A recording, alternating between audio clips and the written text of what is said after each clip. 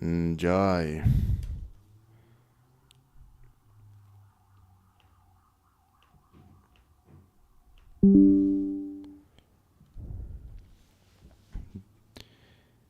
Jaya Dandavat pranams, dear devotees. Welcome to Sri Chaitanya Saraswat Mission Morning Readings.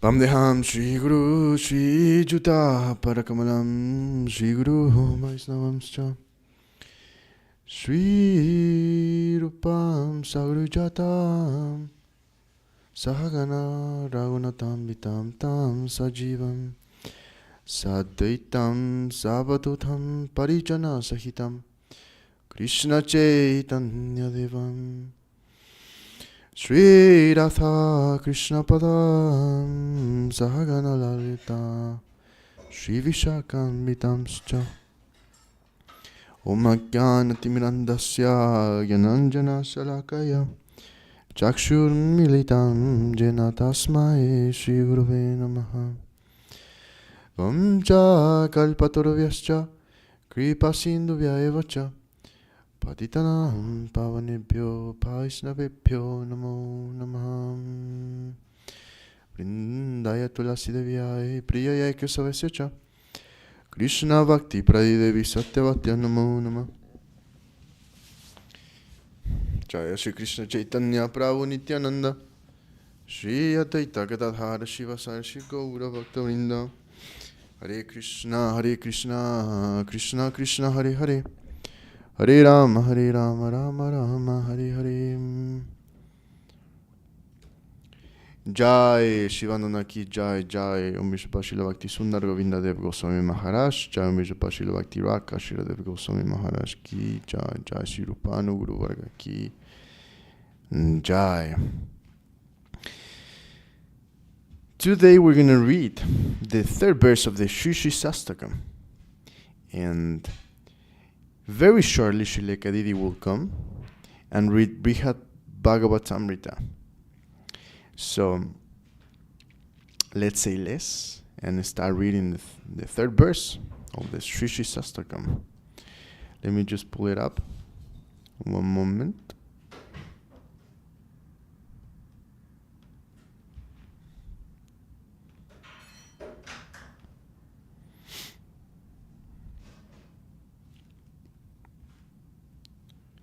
One moment.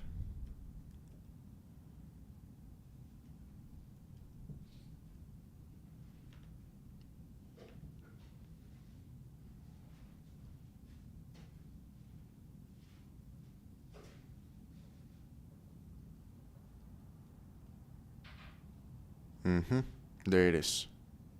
Okay. So far we have read the first and the second verses of the Śikṣāṣṭakam, greeting by Mahaprabhu himself, and they are there to give us insane help, insane amount of help, of guidance to us.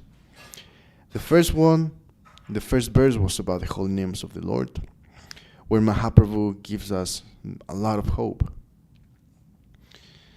The second verse, the infinite names of the Lord, the unlimited names of the Lord, are kind of the antithesis of the first verse, because it expresses that even though the Lord has unlimited names that are there for us to take and to take shelter in, we don't want to take them. So that is our greatest unfortune. And now we're going to read humbler than a blade of grass, the third verse of the Śikṣāṣṭakam. Jai, golden volcano of divine love, ki Jai Jai. Om Vishpa Srila Bhakti Raka Srila Dev Goswami Maharaj ki Jai. Tirnada Sunichena Taroriva Sahisnuna Amanina Manadena Kirtaniya Sadahari.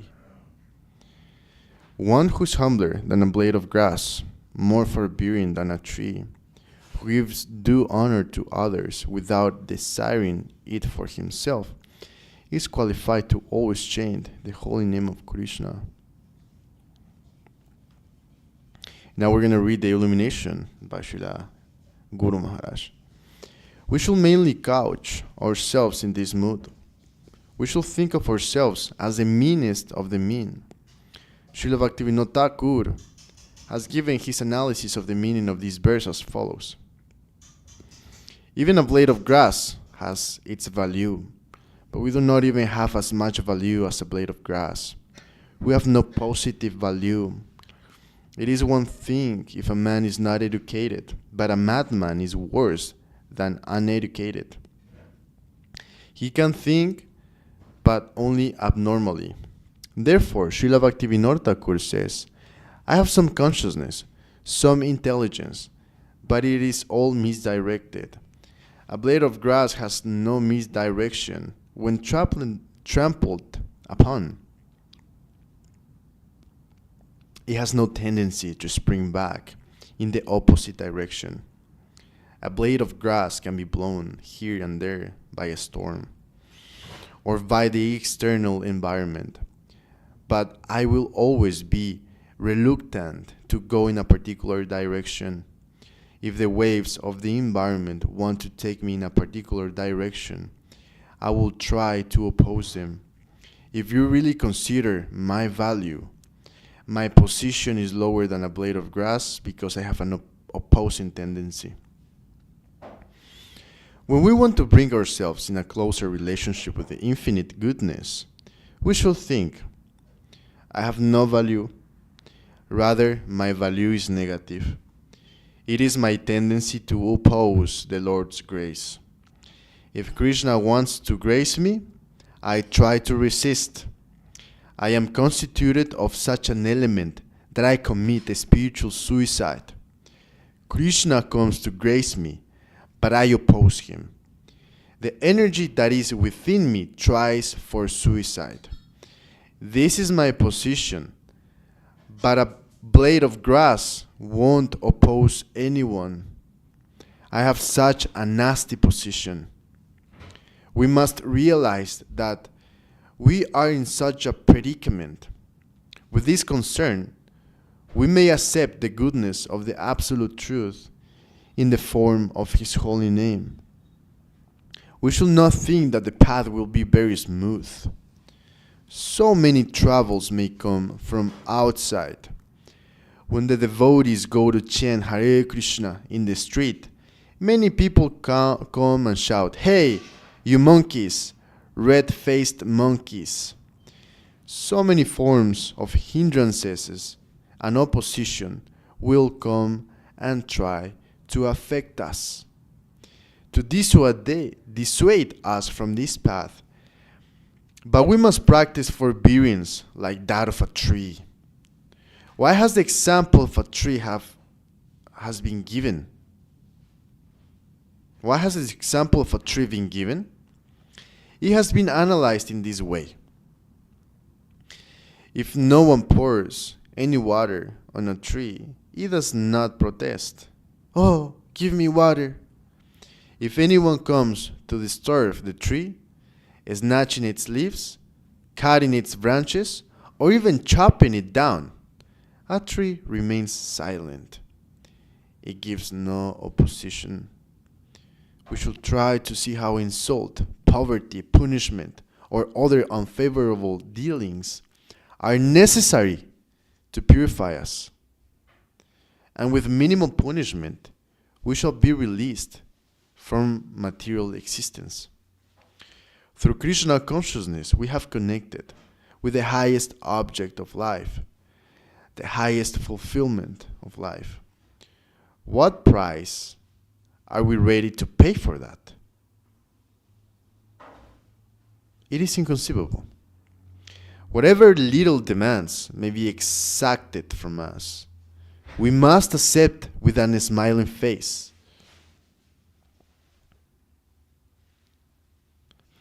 Considering the highest goal.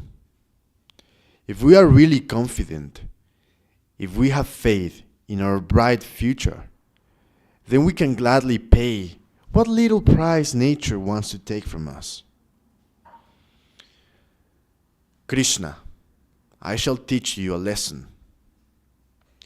Once, Srila Gaura Kishora Dasa Babaji Maharaj, the spiritual master of Srila Bhaktisiddhanta Saraswati Thakur, was going through the town of Navadvip, begging a little rice from different houses. The village people sometimes attack or insult devotees. And as he was going to his quarters, they did not spare even such an exalted soul. Some boys were pelting him with stones and throwing dirt at him. And he remarked, Krishna, you're cruelly dealing with me. I shall complain to your mother Yashoda about you. That was his outlook, and in that way he harmonized everything. We should learn to see Krishna in anything that comes to disturb or attack us. In philosophical calculation, of course, without God's will, nothing can happen. But in a concrete way, a devotee sees, Oh Krishna, you're whacking these children. You're disturbing me, and I shall teach you a lesson.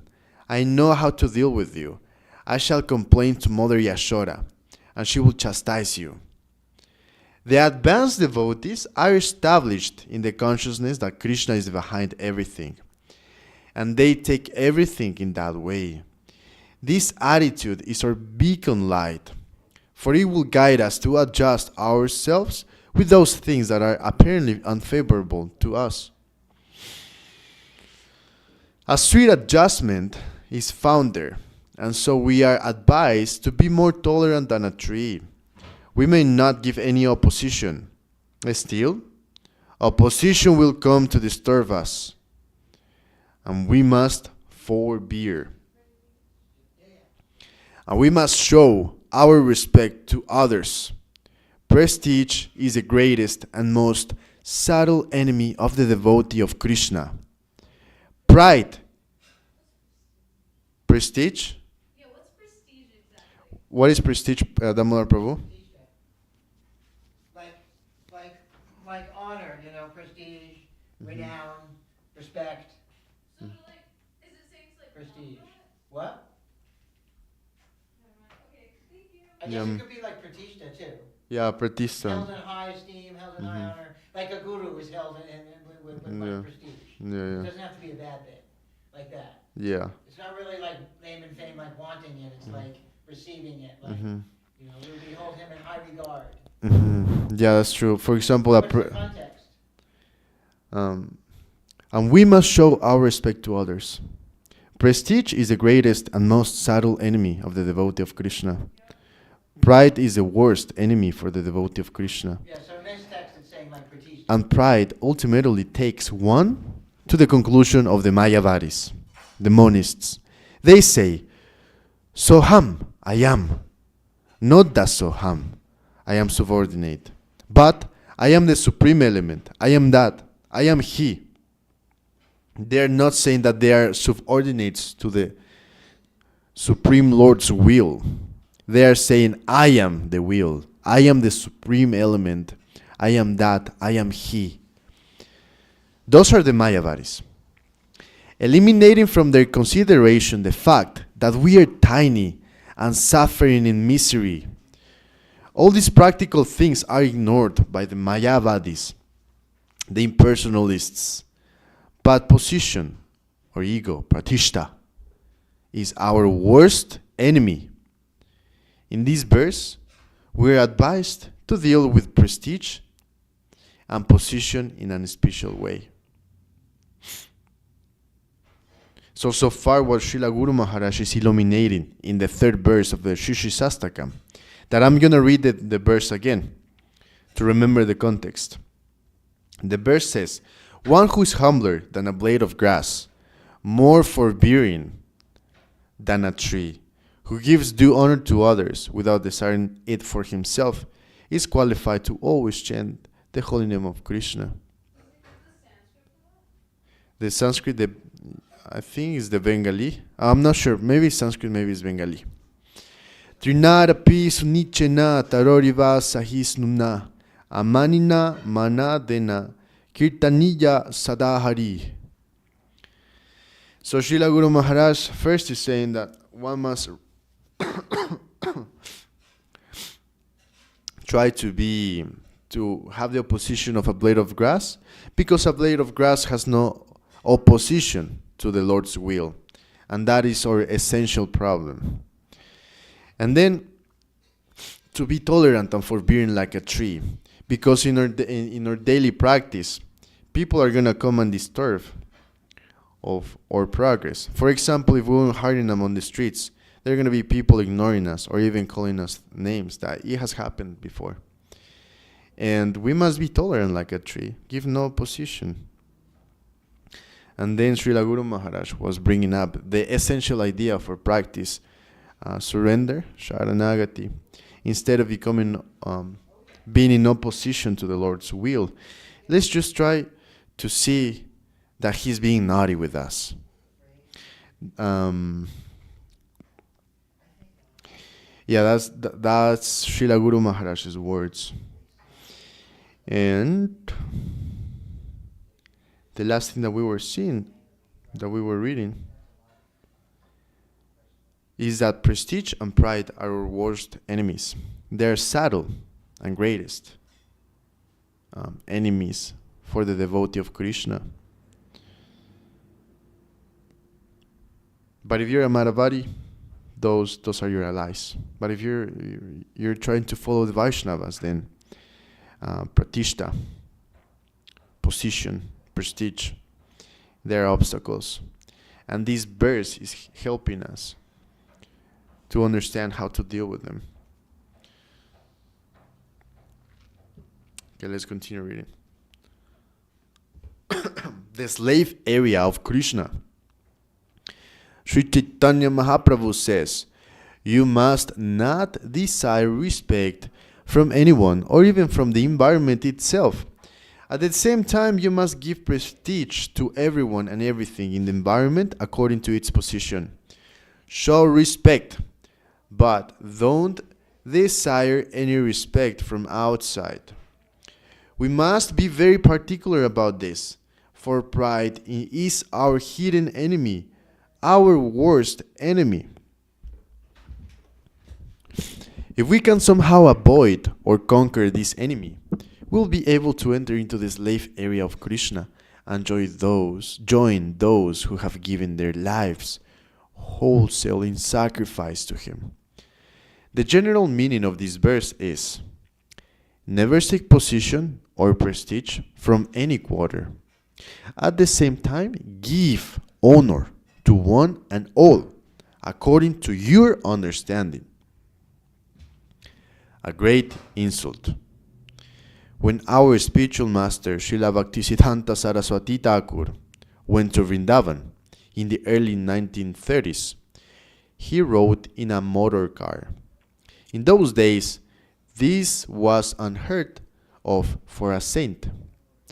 One day, a priest insulted our Guru by deprecating the position of Srila Raghunatha Dasa Goswami, the preceptor of our highest conception of spiritual achievement. He boasted, we're not only residents of the Holy Land. We're not only residents of the Holy Land, but members of the caste of high priests, Brahmanas. Therefore, we can offer our benedictions to Dasa Goswami. He was born in a low-class family, and he himself asked such a benediction from us. Of course, in great humility, Dasa Goswami once prayed, Gurau goshte gostalayishu sujane busu ragane Svamantre Srinani Brajanava Yuva Dhumdva Sharane Sada Damvam Hidva Kururatima Purvam Atitaram Ayes Vantar Vratash Chatupir Abiyache Dita Padaha. O mind, my brother, I fall at your feet and implore you. Give up all pride and always taste ecstatic love while remembering the divine guide, the holy abode of Vrindavan, the cowherd and milkmaids of Braja, the loving devotees of the Supreme Lord Sri Krishna, the gods on earth or pure Brahmanas, the Gayatri Mantra, the holy names of Sri Krishna, and the divine youthful couple of Braja, Sri Sri Radha Govinda Sundar. That priest remarked, "We are residents of the holy abode of Vrindavan, and Brahmanas as well, so we are in a position to give benedictions to Raghunatha Das Goswami." Upon hearing these words, our Guru Maharaj, meaning Srila Bhaktisiddhanta Saraswati Thakur, who was at Radha Kunda at the time, began fasting. He remarked, "I have to hear this. This fellow is under the control of lust, anger, and greed, and he says that he can show his grace to Dasa Goswami, the most respected preceptor in our line. And I am to hear that?" Without retaliating against his remarks, he decided to fast. We also stopped eating, and our whole camp began fasting. Then a local gentleman who came to know that the whole camp was fasting managed to find the blasphemous priest and bring him to our Guru Maharaj. That priest begged to be pardoned. Our Guru Maharaj was satisfied, and after showing him some respect, finally broke his fast. At that time, someone told our Guru Maharaj, Srila Bhaktisiddhanta Saraswati Thakur, "They are all ignorant fools. Why should you be so much affected by his words? You should ignore it." Our Guru Maharaj said, "If I were an ordinary Babaji and heard such a remark, I could simply cover my ears and go away." Oop.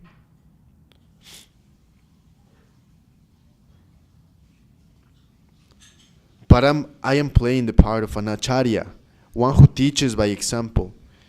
What justification do I have for riding in a motor car if I do not oppose the remarks against my Gurudev?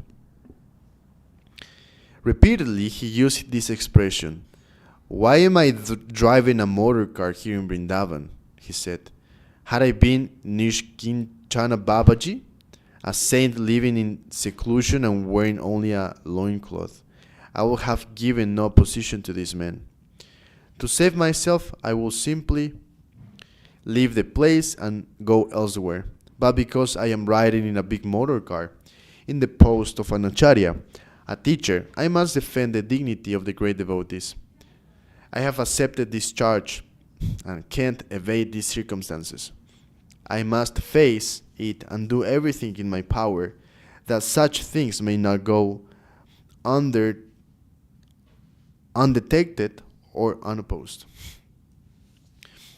And we can see here a picture of Srila Bhaktisiddhanta Saraswati Thakur on a motor car.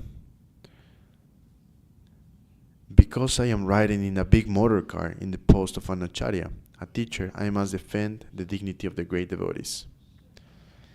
So here we see a picture of Srila Bhaktisiddhanta Saraswati Thakur on a motor car. There are two DDs leaning on the motor car and three gentlemen in this motor car. And the gentleman in the back looking at the camera is apparently Srila Bhaktisiddhanta Saraswati Thakur.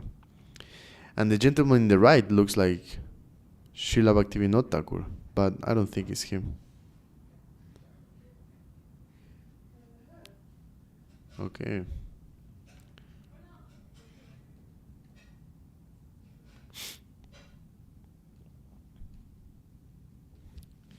Let me check my phone. Shilaka Didi is coming or not?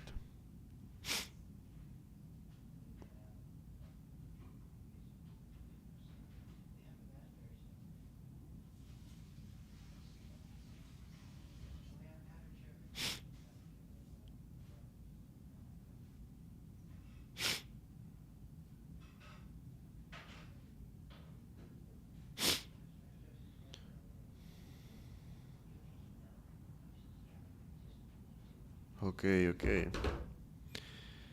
Let's finish this chapter. Humility must be adjusted or modified in its practical application.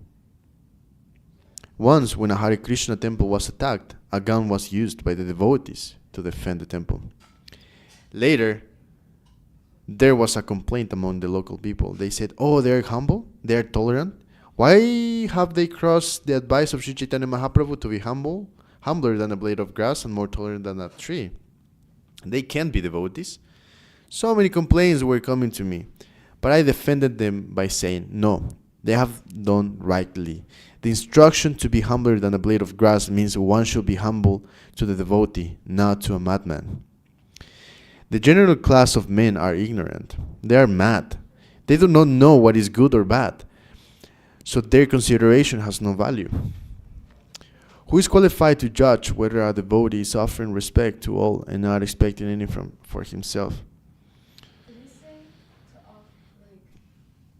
be humble to a devotee and not a madman? Yeah. So I'm going to read it again.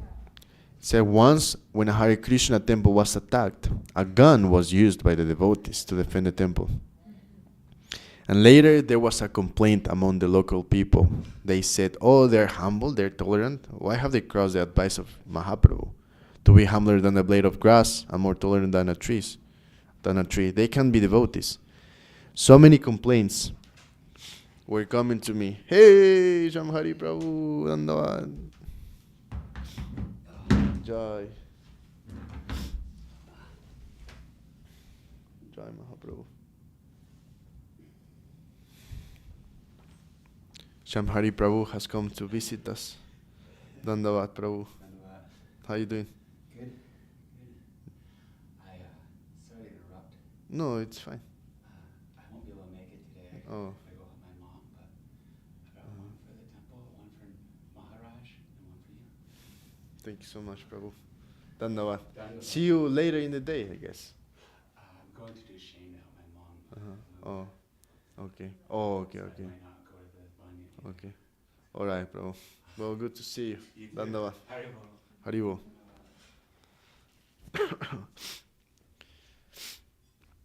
So, basically the local people was like, why are you guys using guns if you're devotees and you're supposed to be humble? And then Guru Maharaj, he used to defend the devotees by saying, no, they have done rightly. The instruction to be humbler than a blade of grass means one should be humble to the devotee, not to a madman. But that's like interesting, because at the same time Srila Guru Maharaj was saying that we must be humble towards the environment too. So that's probably a question that we should ask today. The general class of men are ignorant. They're mad. They do not know what's good or bad. So There's this one story where it's like, I don't know exactly how it goes, but the basis is like, be humble, but know that you have, like it was like an instance with like a snake and like someone trying to step on the snake. And it was like an antithesis, I'm pretty sure, I don't know. But like this person was trying to step on the snake, and so they would show their fangs, and it was like, well, aren't you supposed to be humble? Aren't you supposed to be tolerant? Well, you can, but when danger's present, at least let them know that you're not to be messed with, I guess. I haven't heard that story, but I'm pretty sure Shileka didn't know. So. Yeah. The general class of men are ignorant. They are mad. They do not know what is good or bad, so their consideration has no value. Who is qualified to judge whether a devotee is offering respect to all and not expecting any for himself? Who will judge whether he is really humble and tolerant? Madman. Who will judge whether he is really humble and tolerant? Madmen? Ignorant people? Have they any sense to judge who is humble, who is tolerant, and who is respectful to others? There must be a standard by which to judge humility. We are interested in the criterion given by higher thinkers, not the consideration of the ignorant masses. The standard of humility. Of course, anyone may deceive the ordinary public with superficial humility, but a show of humility is not real humility. It must come from the heart, and it must have a real purpose. Everything, humility, tolerance, and pridelessness, must be considered by the judgment of a standard. Normal person not by the ignorant who are like elephants, tigers, and jackals. Should they be allowed to judge what is humility, what is audacity, and impertinence? Of course not. Should a devotee think the deity and the temple is about to be molested, but I shall stand by and do nothing? I shall be humble and tolerant. A dog is entering the temple. I should show him respect? No, that is not real humility. We must have a normal conception of reality. We must not allow these anomalies to continue in the name of offering respect to others. We must not think that we may allow anyone to harm the devotees or molest the temple. That we shall allow the dog to enter the temple, and by doing this we are humble and tolerant. We are showing our respect to others. We're not interested only in the physical meaning of the scriptures, but the real meaning. That I am humble means that I am the slave of a Vaishnava. With that consciousness we must proceed. If anyone comes to molest my master, I should first sacrifice myself, thinking, because I am of the least importance, my sacrifice is no loss. I must sacrifice myself to maintain the dignity of my Guru, the devotees, and my Lord and his family. We must always understand what is to be honored. We offer our respects to the highest truth, the Lord of Lords. Our dealings should be in consonance with that. If we always keep the highest conception of relativity within us, we will see that we are the lowest. If there is any danger to our guardians, we shall sacrifice ourselves. All of these should be taken into account when trying to understand the meaning of humility. Not physical imitation, but genuine humility. It is a question of practical realization. Fame and honor must be given to the Lord and his devotees, not to anyone else. In the higher stages of devotion, of course, humility may have to be adjusted in another way for the Paramahamsa Babajis, the topmost swan-like saints who have given all connection with this material world. But in the preaching stage, the second-class devotee must accept things differently. As our Guru Maharaj said, had I been in the role of a Babaji, a non-assertive, reclusive saint, I would have walked away from the place without offering them any position. But when we are preaching and have taken the responsibility of leading so many souls to the domain of the Lord, our adjustment must be made accordingly. Generally, we may be indifferent to those who are personally inimical to us. But when we preach on behalf of the Lord in an organized way, our duty changes. We cannot be indifferent to antagonists. It is mentioned in the scriptures by Jiva Goswami that according to one's own particular status, these things should be taken into consideration and the necessary things should be done. He has given his decision that if the devotee has a position of power, if he is a king, and if someone repeatedly blasphemes a real Vaishnava or saintly person, then the king should enforce corporal punishment by banishing the offender from his stake or by cutting out his tongue. Vaishnava nindaka jivhagata. That is not the duty for ordinary persons. If they act in such a way, there will be a riot. We should not be eager to inflict physical punishment upon anyone.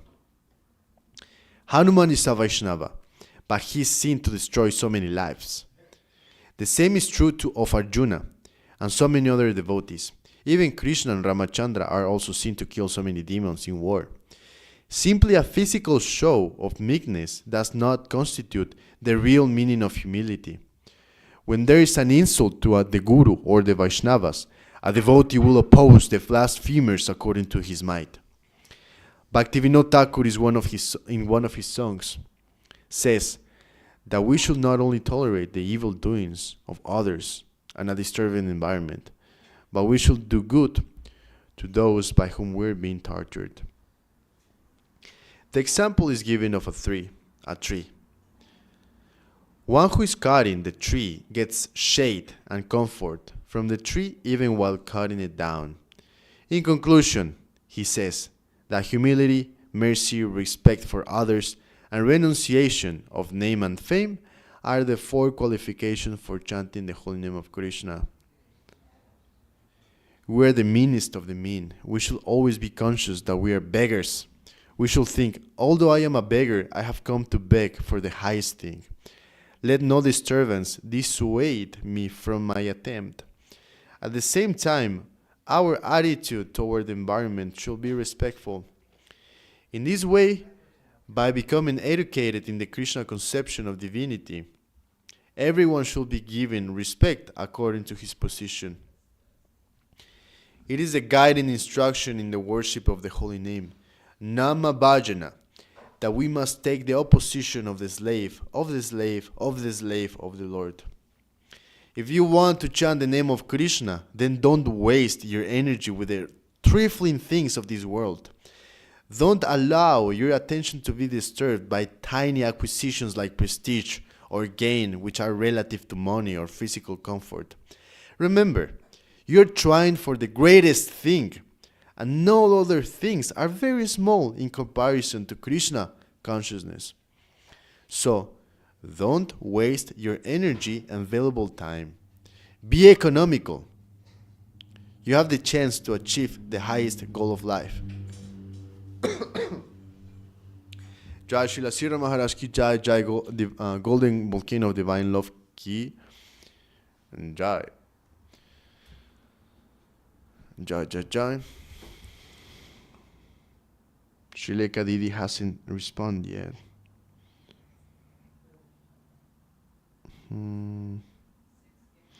She's very jet lagged. Devotees. She came back from Thailand a week ago, and she's very jet lagged. Plus, she had a small accident on her leg, so that makes it difficult for her to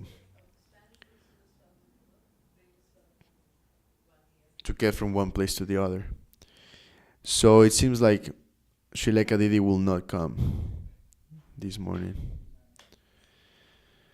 Well, Jai. Jai.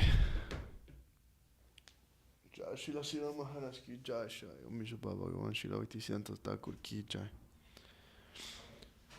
Okay.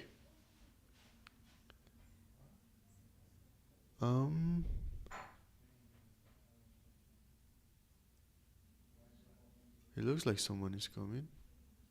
Wait, just 1 second.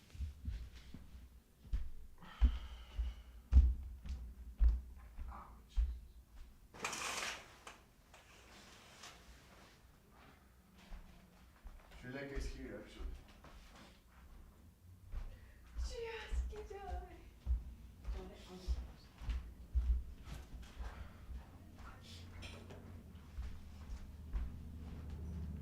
Yeah, Srileka Didi is here.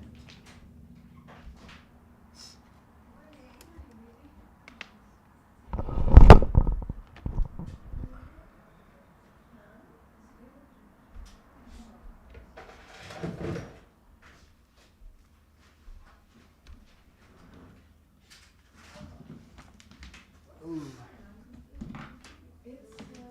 getting close to 9. So what time now? Like 8:40. 8:49.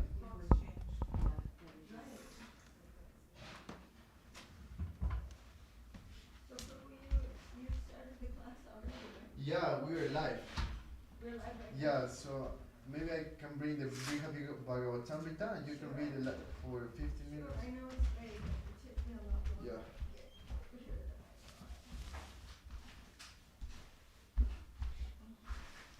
Srileka Didi is here. Jai Gurudev.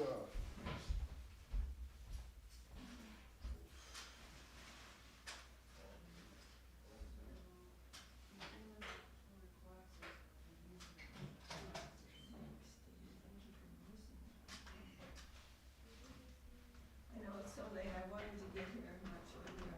But will you please open up Tulsi Devi's curtains in the morning?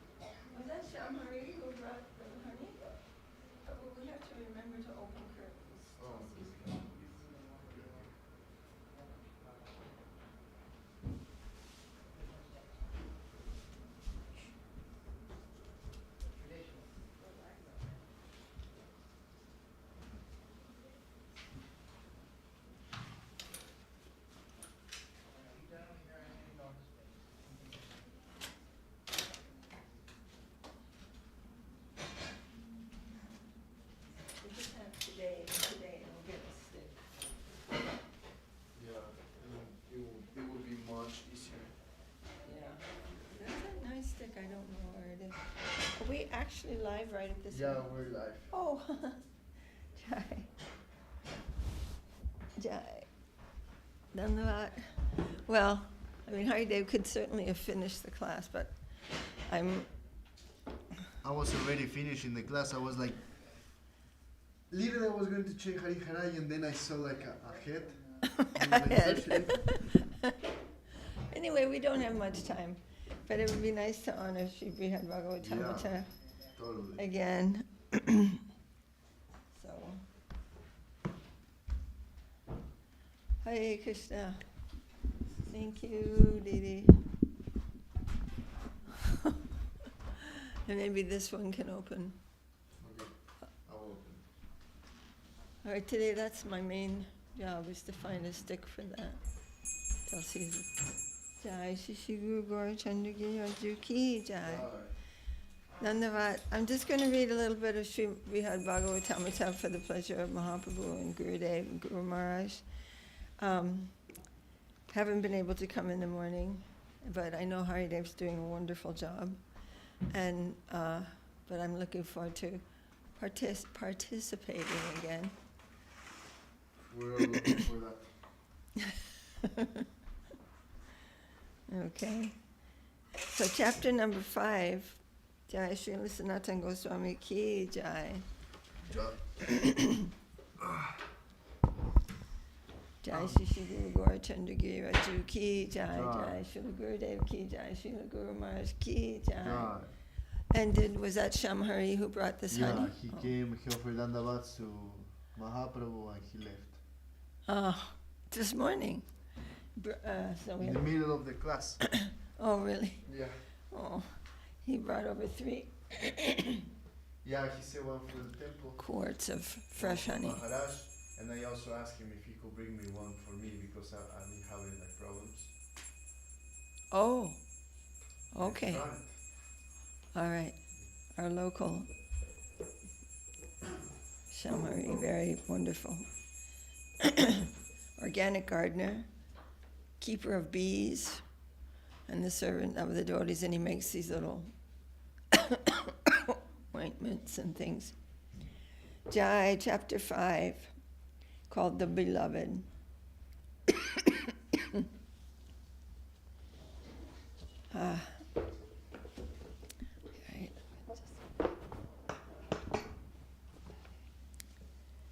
This is page 222. Krishnasya karunya katastu dure tasya prasasyo bhata nigrahopi kamsadaya kaliya putada nadya palyadaya prag apis shakshinotra. We speak of Krishna's kindness, but even the punishments he metes out are worthy of praise.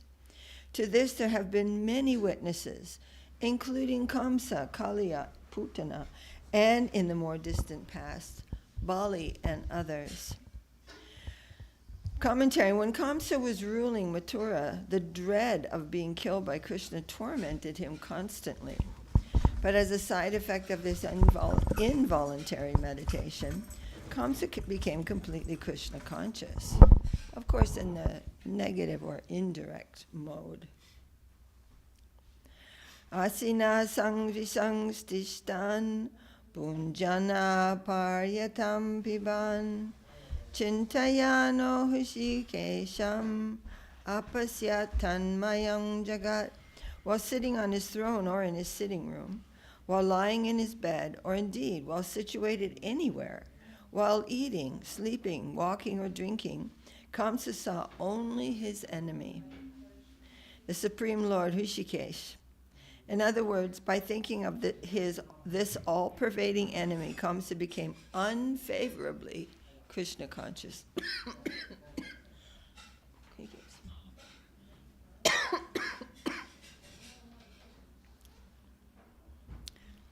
Guru Maharaj says, don't choose the indirect side. We are the direct servants of the Lord. At the time of Kamsa's death, Krishna dragged him from his platform in the arena and jumped on his chest. So for those who don't know, Kamsa arranged a big festival that was really centered on his getting rid of Krishna. So the many things came to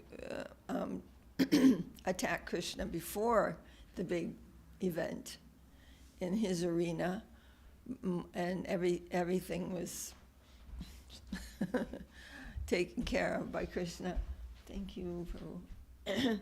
And anyway, in the arena itself, after so many terrible things Kamsa tried to do to Krishna, and Balaram was there too, the wrestlers and so many things.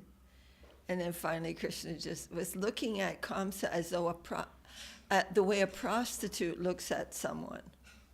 It's like, I'm going to get you. And he jumped over the railing, protecting Kamsa, dragged him. Goodness, I'm sorry. Dragged him into the arena, jumped on his chest, and thus, as Kamsa left his body, he was able to feel Krishna's foot on his chest and see Krishna's blessed face. After Kamsa's death, Krishna arranged a royal funeral attended by the Yadu princes, the cowherds of Braja, and Lord Krishna himself. Like a dear friend of the family, Krishna further consoled Kamsa's widows and granted the vacant throne to Kamsa's father, Ugrasena. Now, Ugrasena was actually supposed to be on the throne. The son does not take the throne before the death of the father.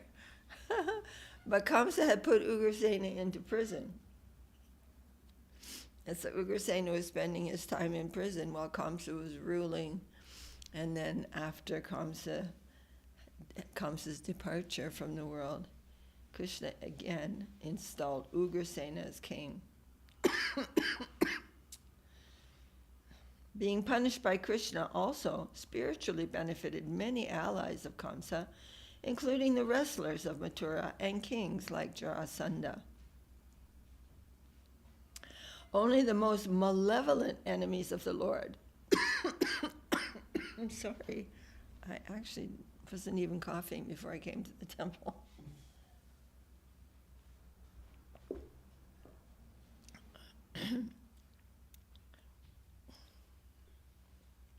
Only the most malevolent enemies of the Lord, malevolent meaning very wicked in intention. Those named Sisupal and Dantavakra failed to obtain his full mercy during their lives.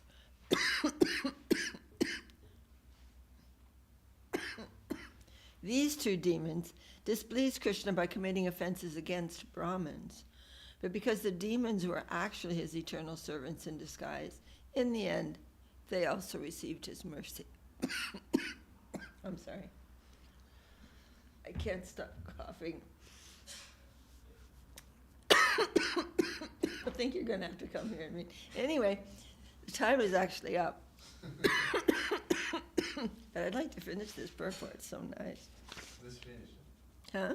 Let's finish the purport. Well, very disturbing to others have to listen to me.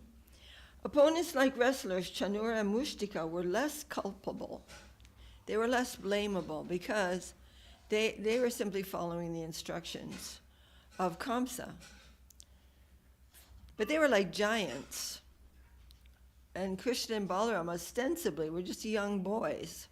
So when the Mustika and Chanura entered the arena with Krishna and Balaram, everyone was outraged. There was an outcry. How could this be? This is not justice. This is not fair. How could there be some contending between these two parties? But Chanura and Mustika had no problem dying. Fighting against Krishna and under Kamsa's orders, they had become infected by Kamsa's envious spirit. Still, the wrestlers were allowed to enjoy the favor of being embraced by Krishna during combat, just like the cowherd boys of Braja in their mock fights with Krishna. Krishna also honored the wrestlers by conducting their funerals. Can you believe that? Raja Yoshita Ashvasya Bhagavaloka Bhavanaha Yamahu Lokikim Sangstam Bhatanam Samakarayat. After consoling the royal ladies, Lord Krishna, sustainer of all the worlds, arranged for the prescribed funeral rites to be performed. That's from the 10th canto. Lord Balaram repeatedly captured Jarasandha in combat, but each time released him just to glorify Jarasandha's prowess. Krishna, Balaram, and all their friends paid a visit to Jarasandha's palace to forever establish his reputation as a great follower of Brahminical culture and a great giver in charity. Pundraka and other enemies of the Lord received similar merciful treatment. In text 21, by the words Atmanam Marita, all killed by him in person, Narada has implied that they all attained liberation. Narada further confirmed this in a conversation with Krishna's father Vasudeva. Varena yang dripataya shishupala pondra salvadayo gati bilasa vilo kanadai Jayanta akuti diya sayana sanadao tatsam yara por anurakta diyam punakim. Inimical kings like Shishupal, Pondraka, and Salva were always thinking about Lord Krishna. Even while lying down, sitting, or engaging in other activities, they enviously meditated upon the bodily movements of the Lord. His sporting pastimes, his loving glances upon his devotees, and other attractive features displayed by the Lord. They enviously meditated upon the bodily movements of the Lord, his sporting pastimes, his loving glances upon his devotees, and other attractive features displayed by the Lord. Thus, being always absorbed in Krishna, they achieve spiritual liberation in the Lord's own abode. What then can be said of the benedictions offered to those who constantly fix their minds on Lord Krishna in a favorable, loving mood? You catch that? If even the enemies of the Lord who are meditating upon him achieve such a high status, then what will be the position of those who are lovingly meditating upon him? Demons who invaded Krishna's sacred land of Gokula obtained from Krishna even greater mercy than the kings who opposed him in Mathura and Dwarka. Kaliya was blessed with the touch of Krishna's limbs more thoroughly than the wrestlers at Kamsa's arena. While Krishna enthusiastically danced on Kaliya's heads, the servant received Vrindavan dust directly from Krishna's feet, a benefit that Kaliya's wives praised in ecstasy. Kyasyanubhayosya nadeva vidmahe Tvanangri renu sparashadikaraha Yadvanchaya shrirlana nacharatapo Vihaya kaman suchirang drita vrita. Vrita. Oh Lord, we do not know how the serpent Kali has attained this great opportunity of being touched by the dust of your holy lotus feet. For this end, the goddess of fortune performed austerity for centuries, giving up all other desires and taking austere vows. Thus, Kaliya received special mercy, for Krishna had used each one of Kaliya's heads as a dancing stage. Krishna also accepted worship and prayers from Kaliya, issued him personal orders, and granted him the island of Ramanaka, where he could live free from fear of his archenemy, Garuda. Kali was saying, oh, well, what's going to happen to me? I'm hiding here in the Jamuna River, but Garuda is after me. I stole Garuda's offerings, and Garuda wants to kill me.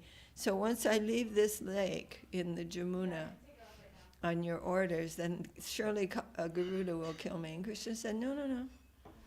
The marks of my feet are on your head. He will see that and he will not disturb you. This is devotees are always wearing neck beads and tilak. Indeed, by leaving the mark of the Sudarshan disc on Kaliya's heads, Krishna arranged for Kaliya to gain Garuda's friendship and respect, because the mark of the disc is one of the symbols on the feet of Krishna. Krishna allowed Putana to enter Gokula respectably, appearing among the cowherds dressed as a first-class lady. In the beginning of Sukadeva Goswami's description of Putana's encounter with Krishna, we are told, Nayatra Shavanadini Rakshognani Svakarmashu Kurvanti Sattvatam Bhartur Yatudan Yastatatrahi. My dear king, wherever people in any position perform their occupational duties of devotional service by chanting and hearing Shravanam Kirtanam Vishnu, there cannot be any danger from bad elements. Therefore, there was no need for anxiety about Gokula while the Supreme Personality of Godhead was personally present. That is also from the 10th canto. In other words, the witch Putana posed no threat to the inhabitants of Gokula. Krishna allowed her to enter simply to give her his mercy. Krishna placed his lotus feet, the object of Lord Brahma's meditation, on Putana's lap and allowed her to caress him. By this, Yashoda and Rohini were greatly astonished. So these verses about Putana, and especially, here comes Aho Bhakya, those overwhelmed Pundarik Vijayanidhi when he was hearing that shloka being chanted by Mukunda in the presence of Gadadhar Pandit. Pundarik Vijayanidhi's real nature came out. Looking like a Bishai, he suddenly looked like a helplessly devoted, surrendered soul to Krishna.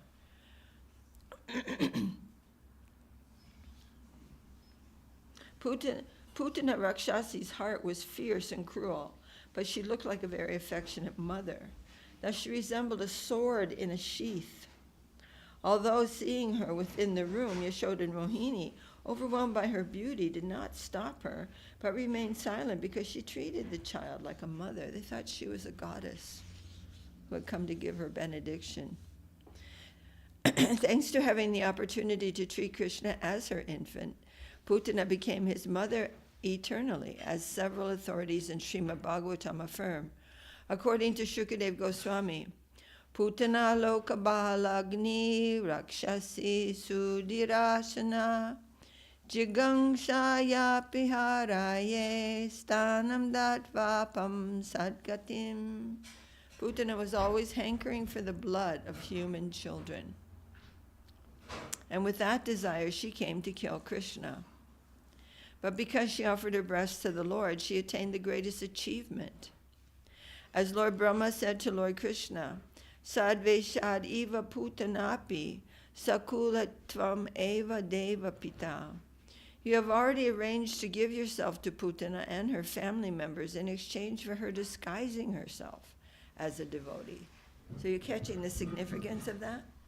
Putana only disguised herself as a devotee, and still Krishna gave so much benediction. What to speak of someone who is actually trying to become a devotee, or what to speak of someone who is a devotee? And in the words of Sri Uddhava, Aho bhakiyang stanakala kutam jigangshaya paya yarapya sadvi le begating datryuchitam tatonyam kangva dayalung sharanam brajema. Alas, how shall I take shelter of one more merciful than he, who granted the position of mother to a she-demon, Putana, although she was unfaithful, and she had prepared deadly poison to be sucked from her breast. There was enough poison on her breath to kill 10,000 elephants. So deadly. But she was a good poison maker, and she made her best potion. Even Putana's dead body, restored to the horrible form of a witch, was sanctified as Krishna's playground. Shh. Palang chatasya urashi kridana makuto bayam gopyas turnam samabhyetya jagrahur jata sambramaha. Without fear, the child Krishna was playing on the upper portion of Putana Rakshasi's breast. And when the gopis saw the child's wonderful activities, they immediately came forward with great jubilation and picked him up. And when her corpse was burned, it gave off a fragrance like precious aguru, which spread in all directions. So they wanted to burn Putana's body because the problem was that she was a witch, so she could re-enter her body if she wanted. So they burned the body of Putana, but they expected it would have a very bad smell. But it smelled like most very precious kind of incense. Are you catching that?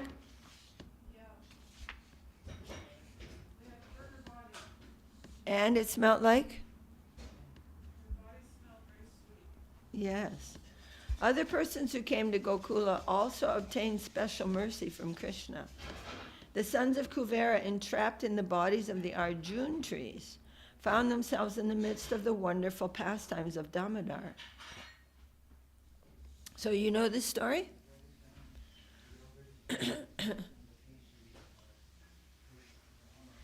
So Narada was wandering in the heavenly planets, and two sons of Kuvera, Nala Kuvera and Manigriva, they were playing in some pond with some ladies, heavenly damsels. Were they drunk? They were intoxicated, and all of them were naked. And so the ladies immediately tried to cover themselves. Shh. But I'm just saying that because I want you to hear this. It's very important. And then, but the two drunk boys, they're the sons of Kuvera. Kuvera he's the treasurer of heaven. So incredibly wealthy. And they didn't care about anything. And standing there naked in front of Narada. So Narada said, since you like to stand naked, you can be naked for thousands of years in the form of trees. And they immediately took tree bodies. They were called the twin Arjun trees. But Narada knew that Krishna's pastimes would manifest in that place where those trees were. And one day when Mother Yashoda saw that Krishna was being so naughty, she tied him by a rope to the grinding mortar. So he could wander around, but not far. And he's mad, he's very angry. I wasn't even doing anything wrong. I was just giving charity to the monkeys. Like how we are. And so he started dragging the grinding mortar, and he dragged it between those two trees. And because the trees, the grinding mortar got stuck, he was pulling and pulling and pulling, and he pulled the trees down and liberated those two.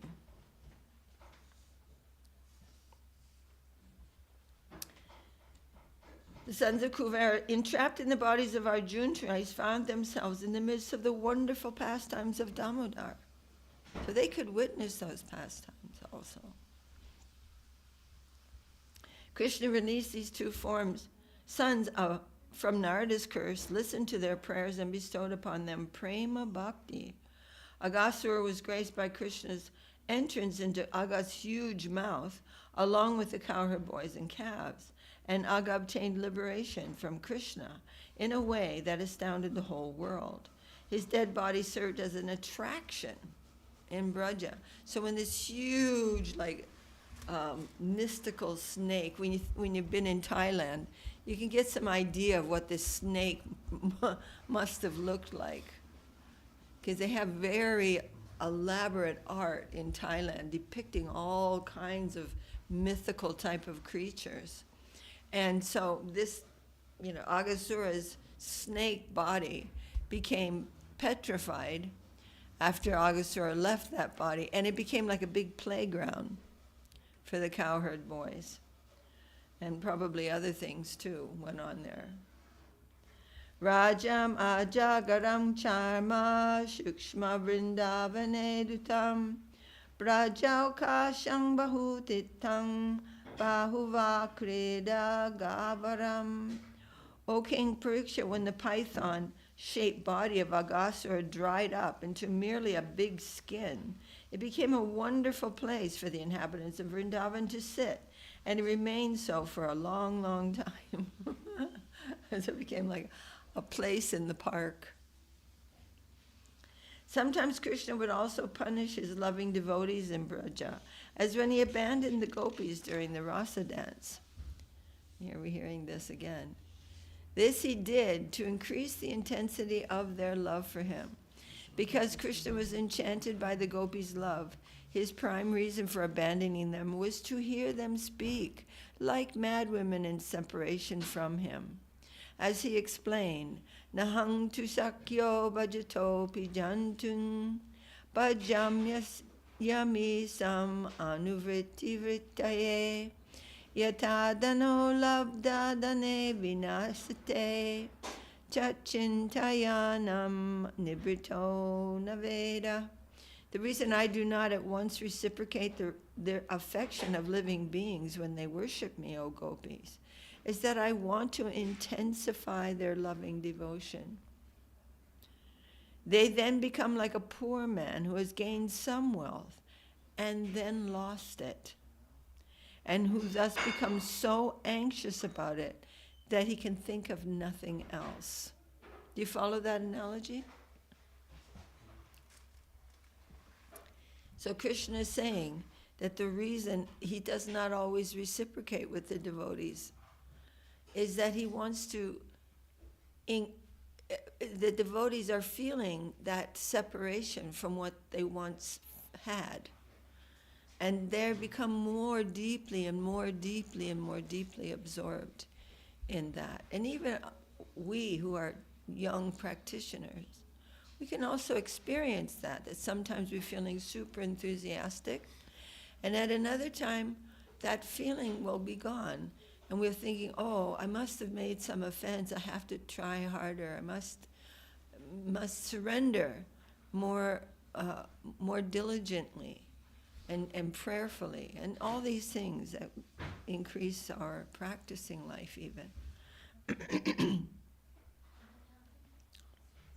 Well, we're almost finished with this purport. I know we're going way over time, but Evam mad atujita loka veda svanam hivo maya nuvrittaye balaha maya paroksham bhajata tirohitam masuyitam marhata tad priyam priyaha.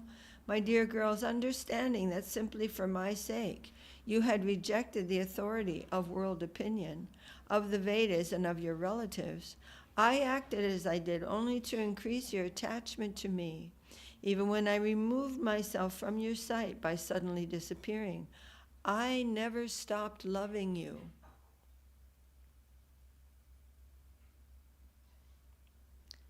Therefore, my beloved gopis, please do not harbor any bad feelings toward me, your beloved. Naparayeham niravajya sangyujam svasaru krityam vibudayusapiva yama bhajan durjarage hashrinkalaha samvrishyatad va pritiyatu sadhuna. I am not able to repay my debt for your spotless service, even within a lifetime of Brahma. Your connection with me is beyond reproach. You have worshipped me, cutting off all domestic ties, which are difficult to break. Therefore, let your own glorious deeds be your compensation. The mercy of Krishna's punishment was evident not only when he appeared in his original form in Gokula, but also in many of his incarnations. As Sri Vamana, for example, when the Lord arrested Bali Daityaraj and humiliated him, the Lord declared to the world the strength of Bali's sober determination. Then, having taken away from him the throne of heaven, Lord Vamana gave him in exchange the greater kingdom of Sutaloka with all of its riches.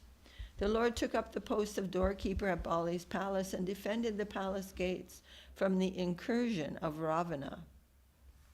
When Durvasa begged from Lord Vamana to leave Bali for some time and defend Durvasa against the demon Kusha, Lord Vamana refused to do so without Bali's permission. So we should always remember these merciful dealings.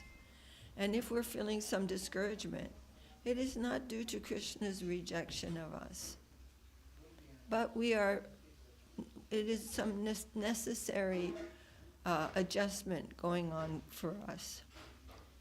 In yet other incarnations, the personality of God had killed demons like Madhu, Kaitaba, and Kalanemi, who had enjoyed the pleasure of opposing the Lord in battle.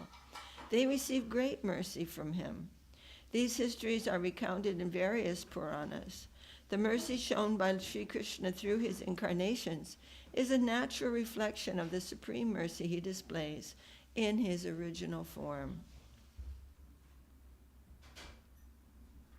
The source of incarnations is glorified by the glories of each of his expansions.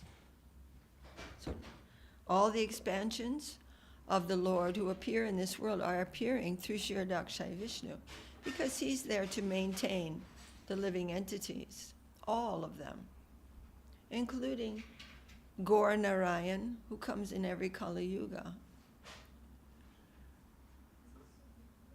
But Krishna Swayam Samabhava Paramapumanyo. Sometimes Krishna comes himself, not through Śikṣāṣṭakam Vishnu, not as an expansion of Śikṣāṣṭakam Vishnu, but without any duty at all, just coming to show his divine pastimes, and as we're reading in Chaitanya Charitamrita, for his own internal reasons.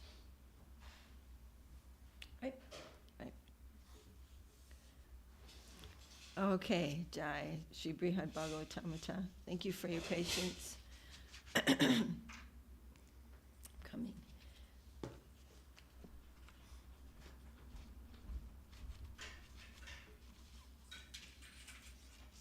Haribol, Jai. Text number 30 is next. Jai Sri Brihad Bhagavatamrita. Jai Srila Sanatana Goswami. Haribol. So, shall we chant Hari Haraya?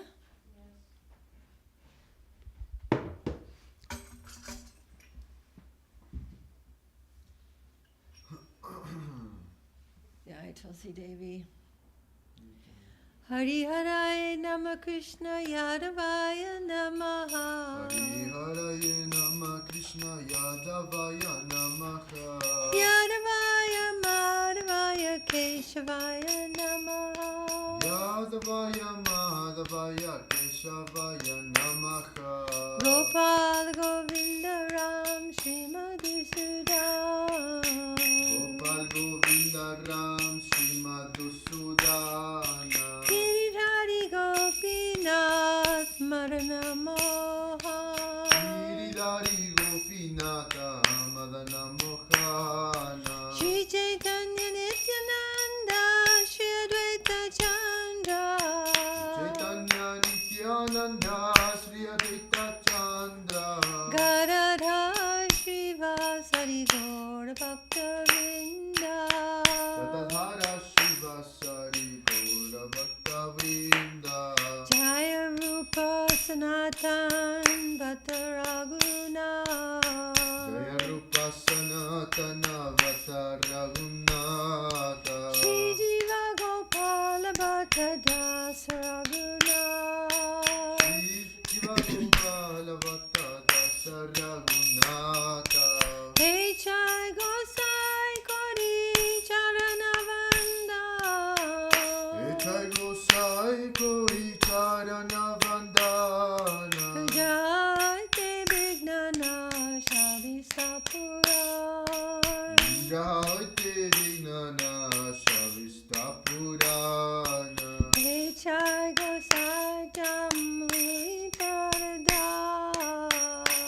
Jai Gosai Jaramuhita Radha Dasavara Padarenu Mor Panchagra Dasavara Padarenu Mora Panchagrasa Tandara Charana Sevi Bhakta Saneva Indira Charana Sevi Bhakta Sanivasa Janame Mor Hey Abhila